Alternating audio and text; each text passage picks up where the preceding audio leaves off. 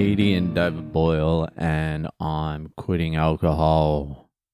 So I have never seen a place have such a sudden and immediate fucking vibe change.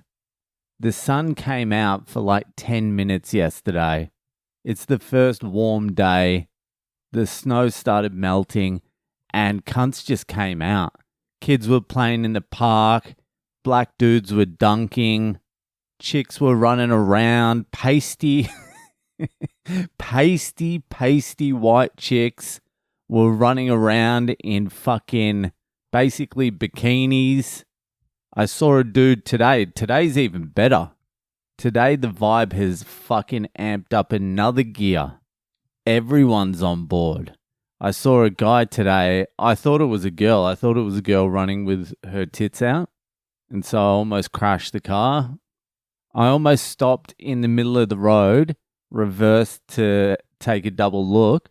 But then I just realized it was some dude, some sort of blend of Indian and black dude, who I think he might have had a big chest at one point.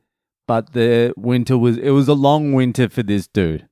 If I was him, I would have just kept the shirt on, to be fair. I wouldn't have been out there. I understand what he's doing. I understand he's still, in his mind, he doesn't realize his tight, big chest has crossed over to fucking huge titties. That takes a little bit of self-awareness, and it's hard to accept those sorts of things. So I understand where he's coming because I am myself going through a hip problem. Even though I'm working out probably harder than I've ever worked out, my hips aren't going down and I am fucking over it. I do need to up the cardio, but it's just my sleep. I'm getting 5.5 to 6.5 hours sleep, and that's just not enough. I need to bunk it down. I need to get some sleep. I need to be able to get out there with this vibe change. I need to be out there with the shirt off. And it's just not possible right now. It's not possible. But I can't believe how quickly, well, especially the girls are coming out in like fucking Lycra already. It's like day one. It's like they were fucking... It's like they were raring to go. They were just standing at the door all winter. Just going fucking, as soon as that cracks open, I'm out there in my underwear. I'm all for it, to be honest with you. I'm all for it. Got the Boston Marathon coming up at some point. I have no idea. But the lady upstairs, she's training for it as well. But I understand. I'm loving it as well. I'm out there in a t-shirt. I'm standing out in the sun, just soaking it in. I fucking love it. I've earned this summer. And the sun isn't as brutal here as well. Like, it doesn't pierce your skin like Australia. Australia, I can only manage like fucking maybe 10 minutes in the sun, and it feels like I'm burning. Just look at the indigenous people of Australia and the American Indian. The American Indian are like tan. They've got a hot tan. The indigenous people of Australia have like the equivalent of SPF fucking 280. Like I've always said, I want to reiterate this. White people aren't meant to be in Australia. It's a fact. Neither are Chinese. Chinese are too sensitive to the fucking sun too. No Asians. Well, Indians could be there. There's some fucking crossover there. But no Japanese, no Koreans, no Chinese, no Europeans. You're just fucked. You're fucked in that sun. So this sun seems to be a little less biting. So I don't mind being out there, and I've vibe changed as well. I'm like, I've earned this summer. I've earned this sun. That's how the people feel, I can tell. They're like, fuck you.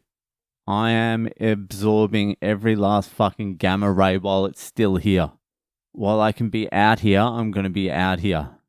And it's a community vibe as well. Everyone's like, yeah, that was a rough one. It was brutal. We got through it. We're heroes. We did it. Anyway, fucking last night I went to a gig. I didn't do a gig. I just went there to watch. There's actually a fucking Indian comedian in Boston that I met in India, in Bangalore. He's a Bangalore comedian.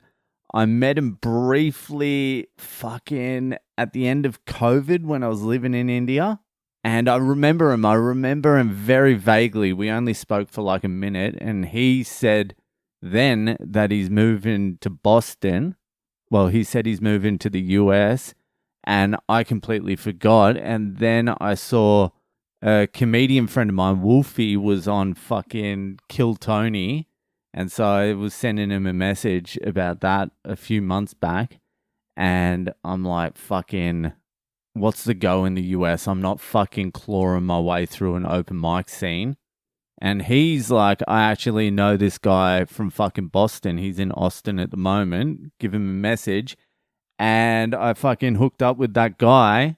And it ended up being the fucking comedian in Bangalore I met. So I went and saw him last night. I went to this gig and it's the same shit. It's a bar gig. It's a free gig. All the comedians are out the front. They're all depressed. They don't know what's going on. The crowd doesn't know what's going on. They're all nice though. All the comedians were nice. I met a few of them. They're like, I'll put you on shows. I'm like, yeah, I think I'll start next week.